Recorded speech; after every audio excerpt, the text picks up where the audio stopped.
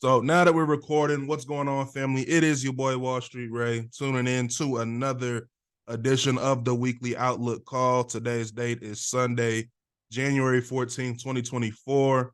Super excited. And I'm really more excited just because now that we are actually a few weeks or a couple weeks into the new year, we should start to see the markets really start to, regain, that fluidity, regain that volatility that we like to see.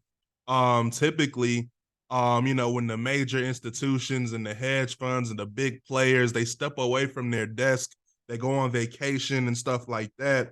Not a lot of moves are being made in the market. So although we can catch trades as we've done, there should be a lot more market unison and volatility and things like that. So I'm just excited to see what it is that we'll be able to accomplish this week.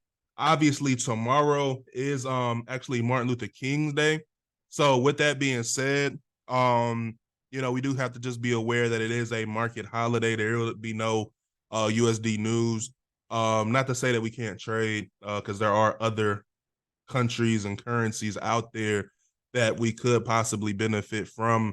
But just with that being said, just is something to take into consideration. All right. So this is your first time tuning in with us, or are you calling in from the free chat?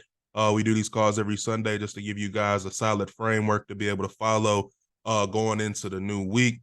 If you are calling in from the free chat, just make sure you're an active listener. Make sure you're taking notes. Make sure that, you're actually analyzing the pairs that we go over.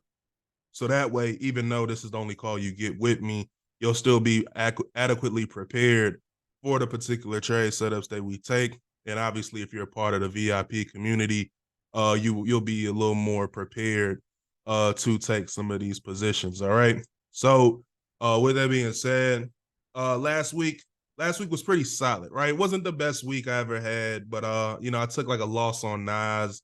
Took a couple jabs at some pairs, had some losses, but we did have a couple solid wins as well that actually, allowed me to end the week profitable. And that's what it's all about. I personally love, obviously I don't like losses, but I do love when you could take a loss or two and then you could have one nice win that can really put you in a great profit for the week, right?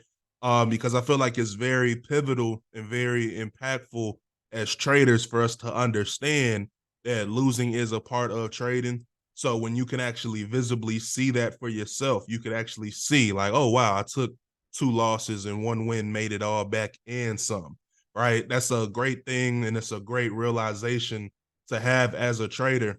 So, I welcome everything that comes with the trade and I welcome the wins. I welcome the losses because I know it's all just a part of doing business, right? So hopefully you guys have the same attitude, the same mentality, and that way, we could all grow and develop not only technically, but mentally and psychologically as traders, right? So quick recap of a couple of our good trades that we took. And then I'll actually go over Nas. I'll look at a mistake we made, but also look at how we could have corrected it. And then we'll go into what it is that we see happening for moving into this week. All right. So, lots of continuation plays actually were caught on GU this week, right? Last week was, we actually noticed the market coming down into this sell, and I was beating myself up because I actually missed this sell opportunity. And I knew the market came to my supply zone, but I was waiting for another entry. I was waiting for a retest type of entry, which I never actually got. So I missed all of that sell action. And then, just waiting for these buys or waiting for something to show up. I didn't really have much of an opportunity here. And then I actually came across, this setup right here where we had a nice opportunity. We see the market is actually aligning with demand here. We had this little area of imbalance in between these three candles where we have a wick, big bullish candle, then a wick right here. That little space in between those two wicks is what we call an imbalance. And as the market comes back into that area and then pushes higher, you see we do have that interaction with supply. We have our hesitation. We have our crossover, our hezi crossover. So understanding that, I understood that this was going to be the low, and then this would be the high of my trading range, right? So as the market began to actually retrace, I noticed a couple things. The market did push underneath this week low that we have here that I'll mark up as internal range liquidity. All right, the market did push underneath that point. However, the low was still kind of suspect, right? So we had this wick here and then this low here, right? They're not terrible, but I did just have a feeling that it could go lower, which it did. We ended up actually discussing this on one of our calls, and just a live trade setup. We look at a multitude of different pairs on our live stream, but this was just something that I was taking a look at, right? So it didn't happen on the live stream. It actually happened a little after, or I believe this entry actually happened on the live stream or a little after, and then it came back, gave us a re-entry while we were asleep. That's what happened, right? So the first one was Tuesday morning, a little, as we could see, this was like 10 a.m. So yeah, this is probably about an hour or two after the live stream where that entry actually executed. Then throughout the day, this secondary entry happened for London session. All right. So just want you guys to notice something, how we actually take these London session setups. Typically there is some sort of Asia range manipulation, which is what we see here in the blue box, right? The blue box is what we call the Asia range consolidation, right? And then we typically see manipulation going into those London session hours, right? So going into that London session, we do manipulate the lows of the Asia range consolidation. Not only that, we do also take out the lows here, which were also weak, pushing into this overall demand zone that we had identified previously. Then the market gave us a nice reaction. Super easy 1 to 5, right? Any trade that I take, I want it to be bare minimum 1 to 5 risk to award, because that way, win or lose, statistically, it's still a good trade, right? The odds are in my favor for me to end up profitable over time. Because even if this trade ended up being a loss, if I took this trade 5 times and say I lost 3 or 4 times, I could still be profitable on the 5th attempt. So this is how I kind of remove myself from the trade psychologically. This is how I remove myself emotionally from the trade, and knowing that regardless of what happens next, I could still be profitable long term. I might lose the battle, but I'm always going to win the war, right? So that was just the first trade right there that's played out for New York. And obviously, like I said, we have been in this continuation phase of trading, and what we called another beautiful continuation setup. And just for the people that are tuning in from the free call, I'll go ahead and show you guys this trade that we actually gave to the community. All right. So this was a setup that I gave on the 10th, which was Wednesday. All right. So you see the same pair, GBP USD. I identified that the market actually swept lows here. We pushed up. I had my area of internal range liquidity right there. And I actually gave my team the coordinates. Entry price is 26965 with a 10 pip stop loss, right? Targeting bare minimum 1 to 5 risk to reward. All right. So as you can see, that was the before. All right. And as we just come to the live charts, we see 26965 is this line right here. I'll just go ahead and correct that. 26965, which is that black line right there. We see the market came back into that area perfectly. Also, while still respecting our 10 pip stop loss. All right. And then the market actually took off. Now, the reason why my take profit is a little bigger now than it was previously was because the market actually continued to push a little higher and gave me a new high. So if I'm trading with the trend and I know this is the low and this is the high, the market is making a higher low here, it should continue to make a higher high up there. So rather than me getting a 1 to 5, this actually turned out to be a 1 to 8, almost 1 to 9, right? 1 to 8.7. But if I just want to mark it right here, let's just say 1 to 8, right? 1 to 7.8. Let's round it up, say 1 to 8, right? So this was another one of those beautiful textbook trade setups, again, that played out.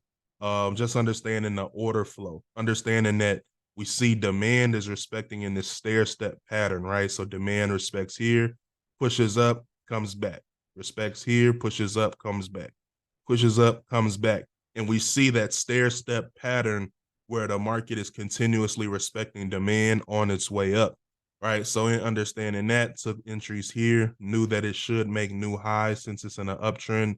So I decided to take profit at those highs, all right, for a beautiful 1-8, almost 1-9 risk to award trade setup, right? So textbook trade. This is one of those trades that brought me out of the Nas loss that I took earlier this week. All right, which I will go over as well. And then we'll actually go into some trade setups that we could actually see ourselves taking also, right? So, and it comes down to that. This Nas setup was also discussed on a live trading call, which played out nicely. For a total of about 1-10. All right.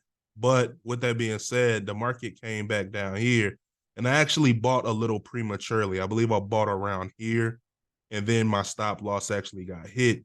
Okay. Then what I noticed is the market came down to clear out the lows that were resting over here. All right. And then it gave us that nice reaction that I was initially looking for. So just jumped the gun a little prematurely. It's okay. Stuff happens, but overall understood the direction, just kind of jumped the gun a little too early. All right. So things like that do happen. I want you guys to understand that it's completely normal to lose when it comes to trading. Trading it's simple, but it's not necessarily easy, right? So you do have to understand what you're looking at, understanding how to analyze price properly, but realizing when you're always risking what's in gray to get what's in blue, it's essentially like flipping a quarter. But when it lands on heads, you make $100. When it lands on tails, you lose $10, right? So I mean, regardless of the outcome, over time you're probably gonna be profitable, right? So Nas is one of those pairs where everything moves so fast. Sometimes you might jump the gun, but overall, you could still be in the right directional bias, right? So just looking at it from here, understanding what I believe is going to continue to happen, I believe that the bullishness is going to continue. Just looking at price from this perspective, very nice reaction. Then the market started to go sideways, right? Now let's go ahead and analyze this price action that we see right here in front of us. All right. One thing I understand about Nas is that you can really look at these lower time frames to give you a clear picture because although a higher time frame is obviously important, I don't believe that Nas has to respect higher time frame structure. It doesn't have to come back to those higher time frame highs and lows and mitigate those areas, right? So just with that being said, if I look at what I see happening right here in front of me, again, we see this Asia range consolidation right here. Okay. And then the market, manipulated the high, manipulated the low, and then we came and made a new high, right? So in us coming to make this new high, I feel like this would be the low of the range that I'm trading in. This would be the high of the range that I'm trading in. So now if I zoom in a little bit more, I can then sort of get a picture of what I would like to see happen, all right? So I am continuing to be bullish at this time. But now it's just about understanding where to actually get in. All right. So when I see these lows right here building up like this is what we like to call trend line liquidity. All right.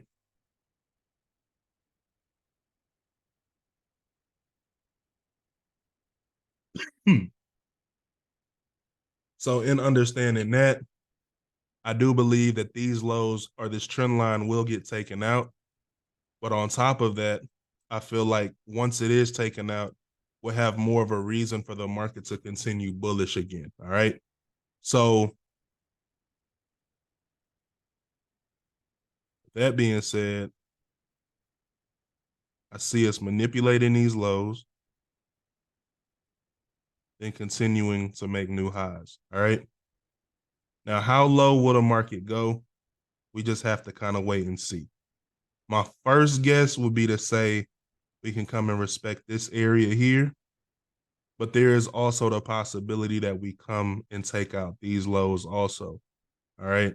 So for now, I'm going to look at this, which is fine because, again, we can take multiple jabs at the market. It doesn't have to be one and done every single time. All right.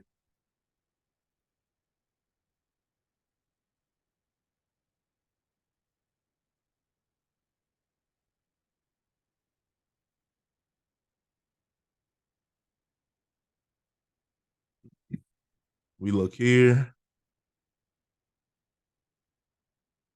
We have our reaction off of supply. We actually push down and we take out lows in the process. So after we react off supply, now the market has a decision to make whether or not it's gonna, push lower off of supply or if it's gonna, go bullish. And we see it goes bullish. But before it does that, we take out lows right here. So we clear liquidity. So now understanding that, this is a prime area for me to try to look at to actually take some buys from, right?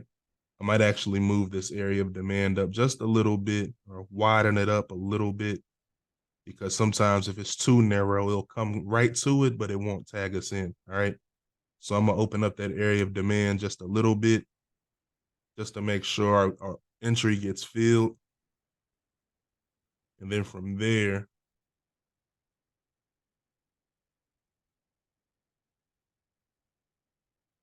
I'd say risk about 20 points. That should be good.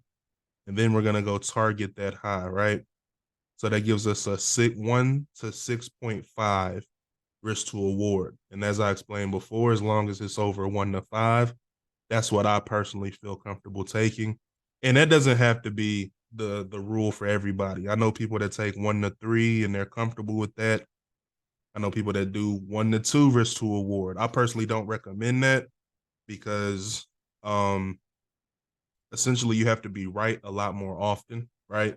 When I'm trading with my 1 to 5, 1 to 6 and stuff like that, realistically, I can win 20, 30% of the time and I can still make money. So just understanding that, it's important to realize, you know, what gives you the possibility to be, a little more, it gives you more room to make a mistake, trade in the way that I personally trade, in my opinion, right? So with that, I do expect some bearishness to kick in. And possibly maybe for London session, depending on how long this, area wants to consolidate before we break this trend line liquidity. But just depending on how long that takes, once we do get back down to this area, I'd say about 16,779. All right. 16,779, I feel like would be a nice place to start looking for some buys. And then just ride it back up to the highs, right? So or make a new high appear. That'll give us about a 1 to 7. All right. So all in all, beautiful looking trade setup in my opinion. Just looking at this as a continuation of the overall momentum that we already been experiencing. I don't really see a reason for the market to come way back down here because, again, indices don't have to do that. If they do, so be it.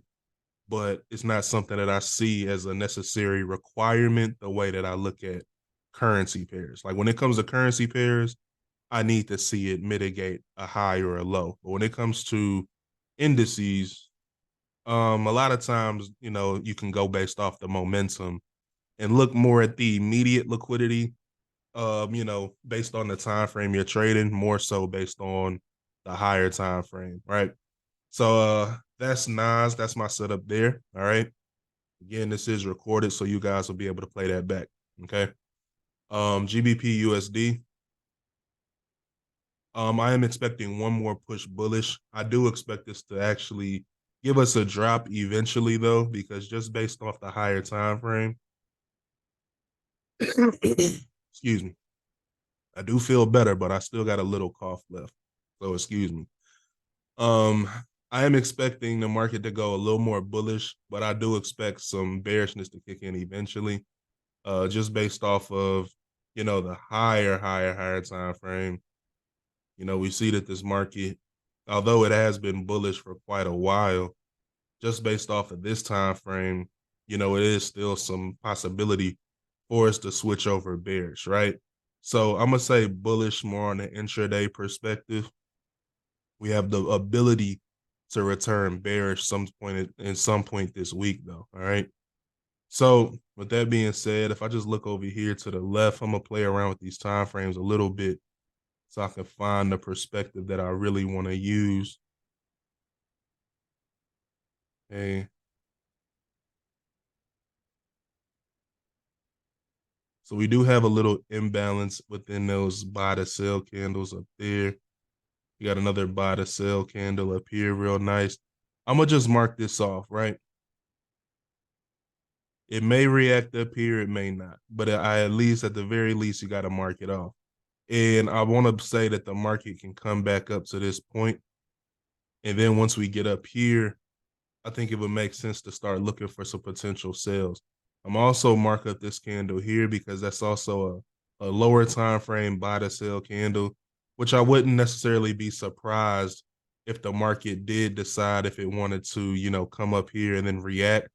So somewhere between here and here, I am anticipating the potential for a reaction. So with that being said, I do anticipate for bullishness to continue. All right. And then we can potentially get some sales if we push up and make one more high. I just want us to make one more high, break above these highs that we created here. Because when I just look at these highs, I always like to analyze the market like this. I look at a high and I ask myself, can this be a high that causes a major reversal? And if I have to second guess whether or not it can make a major reversal, then I'm personally going to be like, nah, the market's going to go back up, right? So when I look at this high, I don't see, that high causing the market to drop 200 pips, right? Or 100 pips or nothing like that. So since I don't have much faith in this high, the market can only go up or go down. So if I don't have that much faith that it's going to go down, then the only option is for it to keep going up, right? Or it can consolidate, but even consolidation has a direction on the lower time frames. So with that being said, I am leaning on this market going bullish one more time. Now with that information, let's see if there's anything we could actually take from that. As I look at these lows in between the point, this low, I don't really have much faith in. Neither do I have much faith in this one. So I'm going to mark this off right here. All right. Then I'm going to mark off this low right here.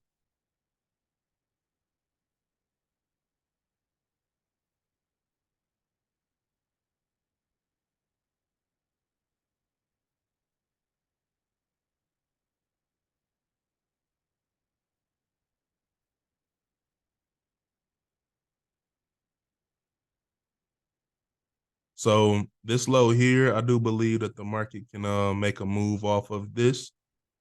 And similar to the previous two buys that we took,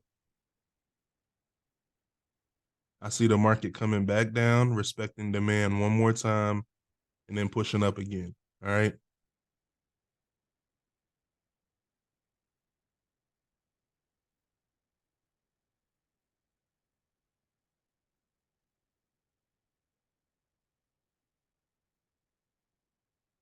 All right. So that would give us a 1 to 8. Okay. So you see the trend that, we're going with. You see the market creates these lows, pushes up, comes back to the lows. Creates a low, we push up, we come back, trade from that low again. So I anticipate the exact same thing happening here. I'm not going to overcomplicate it one bit. And if I had to compare the lows to the highs, which one do I think is stronger? That's another little technique you guys could take away from this. Do you have more faith in this low or do you have more faith in this high? You got more faith in the low, the market's probably going to be more bullish. You have more faith in the high, then the market probably going to be bearish. So for me, I like to analyze which side appears to be stronger, in my opinion, And in my opinion, the low it seems to be a little more stronger. That low, you have a very clear sell to buy candle, right? You see a nice bullish engulfing candle right here as well. There's nothing that you really have to think of much about, right? You can look at it very clearly and you could tell what it is. When I look at this high, I have some question marks about it, right? There's several candles. You don't really get any bearish engulfing candles until you get right here, but at that point, it's kind of like you had an opportunity to give us a bearish engulfing there. You didn't do it. Had an opportunity to give us a bearish engulfing there. Still didn't do it. It's like there's not enough strength in this high. And it shows you that multiple times that it doesn't have enough strength. So I'm gonna trust it at face value what it is. I'm not gonna overcomplicate it. This one is clearly strong because you got that sell, then you have that big bullish engulfing. So it's clearly more strong than the high that's being presented. So I'm gonna go with buys on GBP USD. All right. So here I'm gonna say 26995.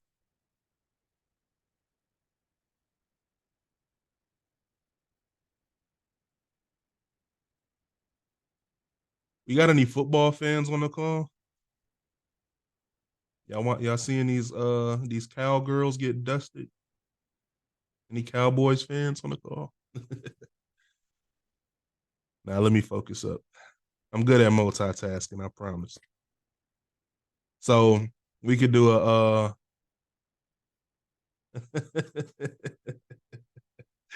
No, I ain't gonna do it. So man, Cowboys fans real emotional. I ain't gonna do it.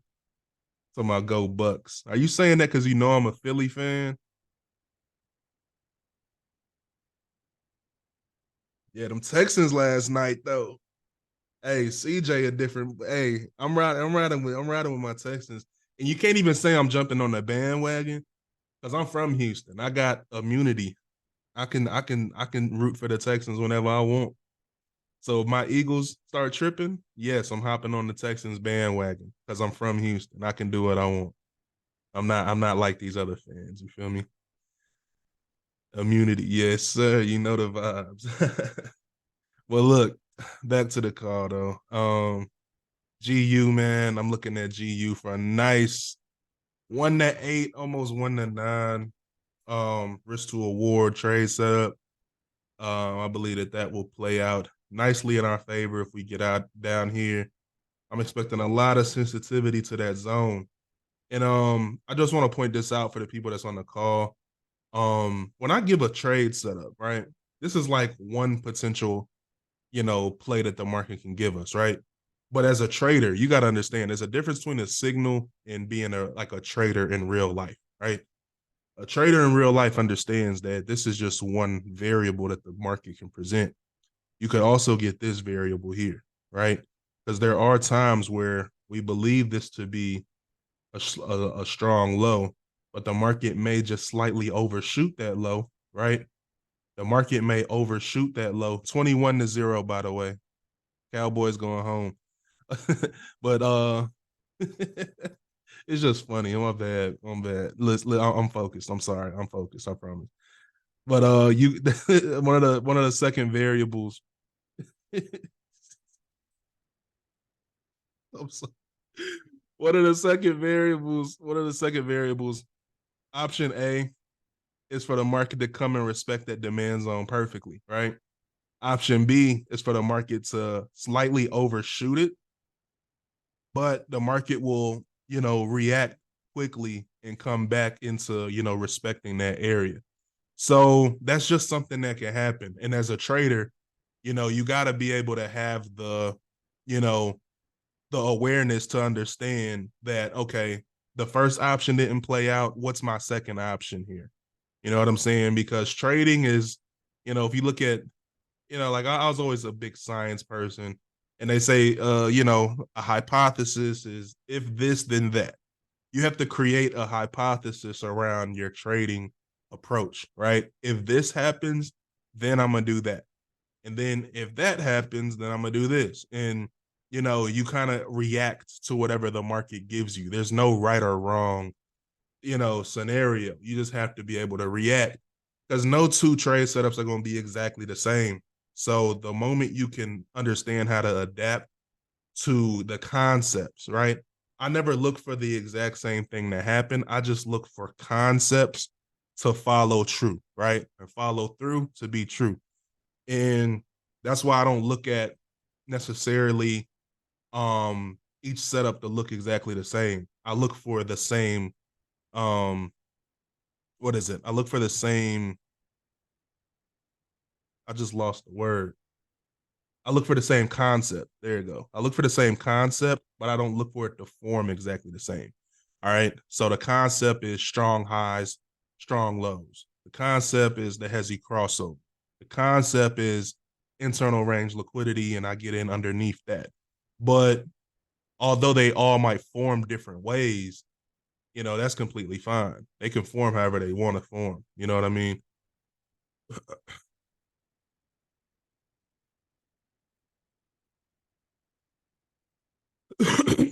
The boy say his parlay is in shambles. Look, it's all good, man. Jordan Love, he a dog, man. I played against him in college. I played against him in college, and he carved us up too. So, I mean, he's a good player. He's coming into his own. I feel like it's his turn, and he's gonna be one of the next greats. GBB CAD, don't see much here, honestly. Yeah, nothing really sticking out with me on GCAD. Take a look at gold. I was just a little early on gold. I'm kind of like smacking my forehead about this because this is actually a setup that we also discussed on one of our calls last week. And I mean, that was a nice setup to say the least. It went just about 1-7, right? But then when that news, I think it was a CPI or PPI, CPI, whichever one it was, news kind of dropped the market lower. And I wasn't paying attention to this sell side liquidity resting over here. If I would have been paying attention to that sell side liquidity, because I can't catch every trade. Like I probably could, but I'm just not organized enough to do so just yet. But I mean, man, like that's one of the most frustrating things when you miss the you take a okay trade, but you miss the trade. That was the trade, and I catch them too. So I ain't mad when I miss them. But yeah, that was the one right there. I believe that this is going to continue bullish. I'm gonna be real. Like when you just look at, all right, all of the liquidity that was underneath this low that got taken, when you see the reaction like that, I mean, you have to assume that the market's just going to continue bullish. I'm expecting, 2081 at least 2082 before I even start anticipating taking sales again. So, we just bullish on gold. I ain't even got a re-entry for y'all to be honest. That thing is just flying. Uh, USD CAD shot up for news, then started dropping. To be honest, I could see it possibly given a continuation opportunity. It's not the prettiest thing I've ever seen, but I wouldn't be surprised if it came up here and wanted to drop. All right. I can see the market coming here, filling in this little area of imbalance. The same way I think GU can drop a little bit before it goes up. I could see UCAD going up again or a little bit before it drops back down. All right. So that's USD CAD. Okay.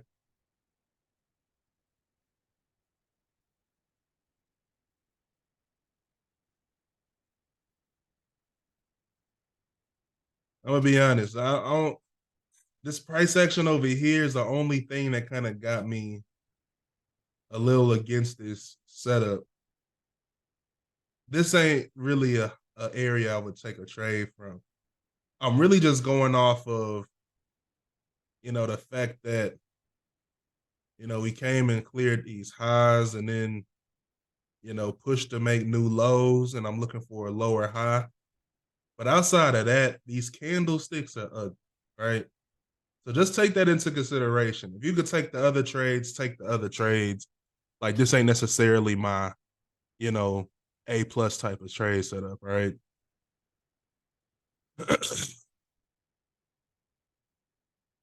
It said the DAC parlay about to hit stop loss. Ah, that's hilarious.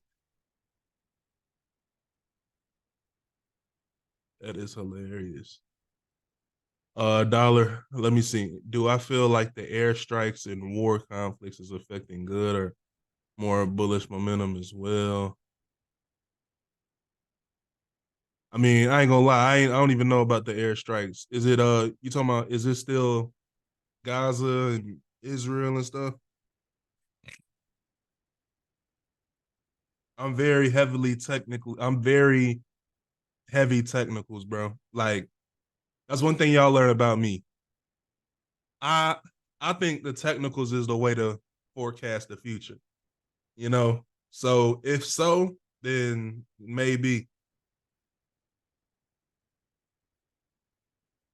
you with. Yeah, see, I don't even know what that is. I'll look into it though. I don't know what that is.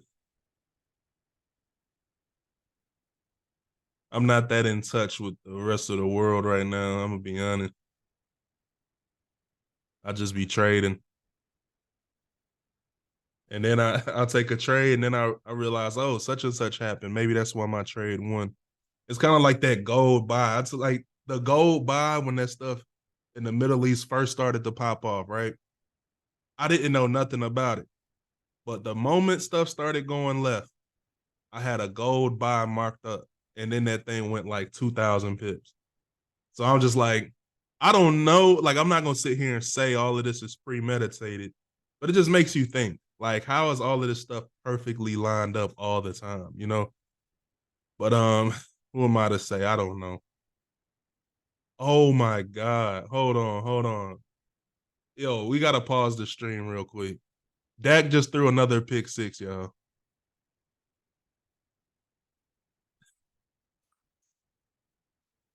Yo, this the funniest stream I'd have ever. Yeah, yeah, it's over. It's over for sure. This is comedy, bro. Oh my God. Wow. See, I had bet on I had bet on Dak too. But prize picks before like right as I submitted, prize picks took the bets off because I guess I did it too late. So prize picks was looking out for me. Because I ain't think he was gonna do this bad. This is terrible. 27-0. It's not even halftime. Like you can't make this stuff up. Get ready for Cancun. But Yemen, US hit Yemen, I think is an airstrike. Oh, okay, I see. Yeah, man, I'm not too positive on what's going on out there. It's like every day is something else, man. I don't know. But let's take a look at the DXY. I'll be honest. I mean, I could see the DXY continuing to go bullish though, like on a higher time frame perspective. Like I do everything intraday, so that's why like I could still take you know GU buys and stuff like that. But then eventually, I do want to see GU sales as well, like on a higher time frame. But I do see this, probably increasing over time. I could see us hitting 103.5. I could see us potentially going up towards 105, at least to that area, 104.5 to 105. I could see us, creeping up there. So we'll see. We'll see. And we did actually react out of this area here. So, this area of demand is proving to be pretty strong so far. So just depending on whether the market continues or whether it retraces, that'll just kind of let us know what's going to happen. All right. Outside of that, the DXYs, I'm not really messing with them too much. I might mess around with that UCAD, but really my primary focus is really just gonna be like GU, Nas. Okay. I see Nas making one more solid push to the upside. Gold is just kind of flying. I can't really see myself getting into it because it's just a lot of momentum right now. Euro USD is always ugly. That's why you never see me mark it up.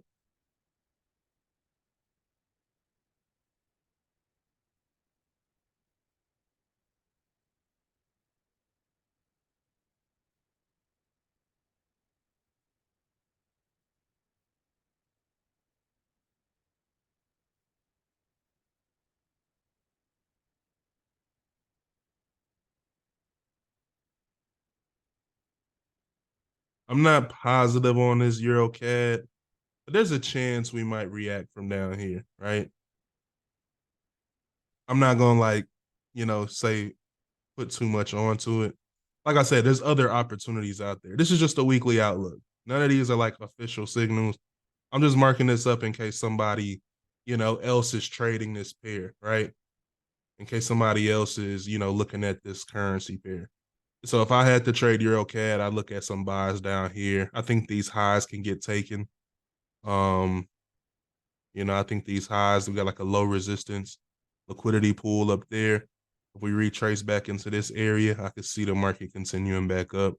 So, just with this overall bullish momentum that we're seeing, the market is clearly in this uptrend right now.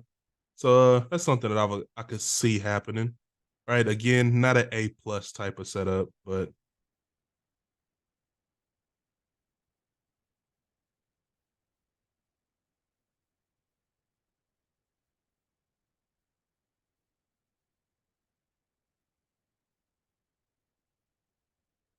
Euro JPY, nothing on Euro JPY. Euro AUD, I took this trade earlier this week. It started going in a profit, but it reversed me out. So I hit my break even there. After that, not really interested at where it currently is. It's too high for me to really buy right now. I mean, the market's been going up for a while, so can it keep going? Yes. But when the market has been trending up for a long time, the buys tend to get a little less likely. So I personally would probably wait for a sell opportunity, but the market does need to get a little higher for that to happen, like 6445 around that area, and then we could probably go to a lower time frame to start to see what the market's doing on the lower time frames. Maybe it wants to give me a lower time frame distribution in this area that can give me an opportunity to sell from, right? So, maybe we come up, slow down a little bit and then start to drop from up here. All right. So Euro AUD, I would say 6445. Watch that area for some sales. Do got a hezi in there. So, that could play out in our favor. All right. Euro chef. No need to trade that. That's a mess.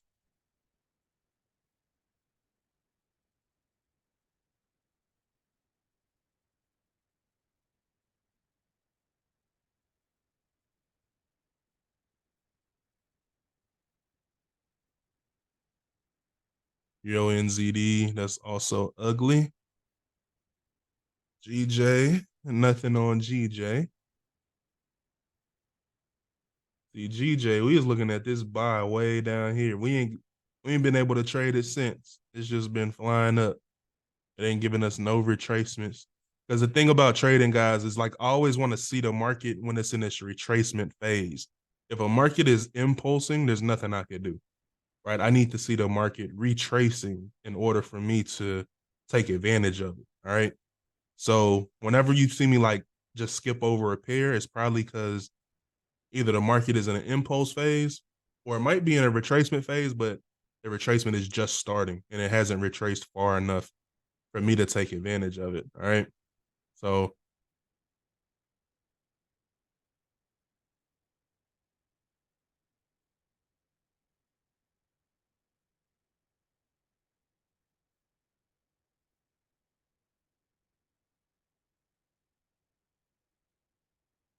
ooh, he almost threw another interception.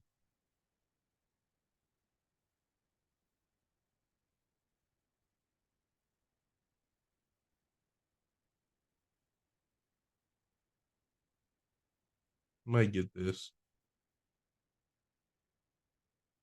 Like I said, there's better setups than that.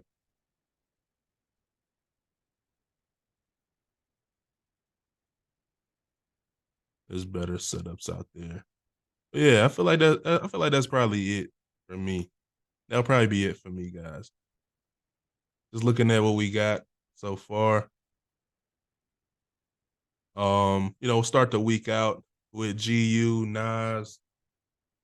Might get a couple more than that, but yeah. Outside of that, I'm not gonna force no pairs, guys. I've really been trying to challenge myself to trade less pairs. Honestly, that's why I got my favorites list, and I might even take EuroCAD off of the favorites and USD CAD. I might just have like 4 pairs that I'm primarily focused on. So, with that, that's pretty much all that I see necessary to trade. Remember, you guys do have the link to the recording. I will upload this to YouTube momentarily. So I will need some time for it to download and then I need to upload it. So just give me probably about I say 30 minutes to an hour to let this video upload, and then you guys will have access to the recording. So that way you can just, go look over GU again, make sure you got the proper coordinates, make sure you got the proper entry, stop loss, take profit. Same with Nas 100. All right. So other than that, I'm excited to have an excellent week, guys. This new year is finally in full swing.